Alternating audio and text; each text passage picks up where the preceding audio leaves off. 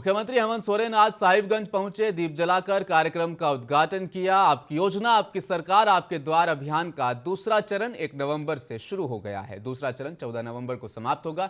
मुख्यमंत्री हेमंत सोरेन दूसरे चरण के अभियान के दौरान साहिबगंज में आयोजित कार्यक्रम में शामिल हुए, लोगों को योजनाओं से अवगत करवाया। साहिबगंज में मुख्यमंत्री कुल 10,481 लाख रुपए की 14 योजनाओं का शिलान्यास कर चुके हैं। साथ ही लाभुकों के बीच परिसंपत्ति का वितरण भी हुआ।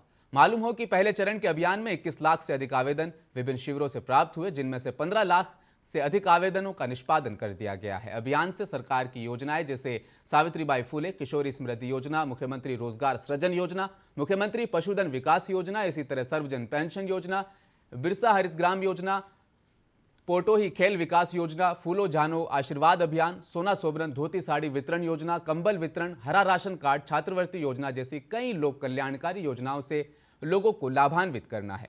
दूसरी ओर मुख्यमंत्री दूसरे चरण के अभियान में विभिन्न जिलों में आयोजित शिविर का निरीक्षण खुद कर रहे हैं, ताकि लोगों तक योजनाओं की पहुंच सुनिश्चित हो सके। झारखंड के गिरिडीह के पचम्बा गोपाल गौशाला में 125वें गौशाला मेला का उद्घाटन सूबे के कृषि मंत्री बादल पत्रलेख, सांसद चंद्र प्रकाश चौधरी, विधायक सुदिव्य कुमार सोनू और डिप्टी मेयर प्रकाश सेठ ने दीप जलाकर बीते शाम किया। इसके साथ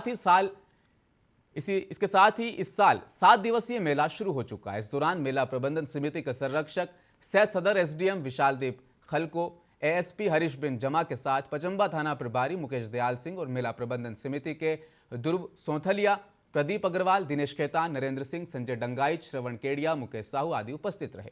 उद्घाटन समारोह को संबोधित करते हुए मंत्री बादल पत्रलेख ने कहा कि गोवंश को ही पशुधन माना जाता है।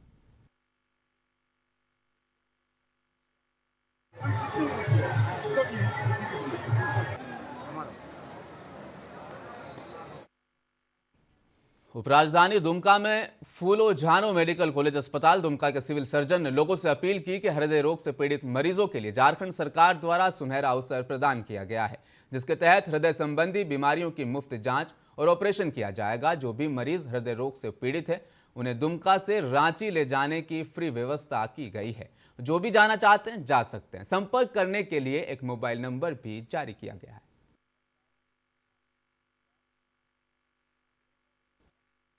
जिला का स्लॉट मिला है, इसके साथ अन्य 4 जिले के भी स्लॉट हैं। यहाँ से हम लोग 4 तारीख के शाम में वैसे लोगों का जिनका लोकल तौर पर कहीं इलाज कराया है, उन्हें बताया गया है कि हार्ट की बीमारी है, आपको हार्ट का ऑपरेशन कराना होगा या चेकअप कराना होगा, जिसमें बहुत सारा पैसा लग रहा है और वो लाचार है किसी कारण से या आर्थिक रूप से मजबूर हैं, तो वैसे व्यक्ति।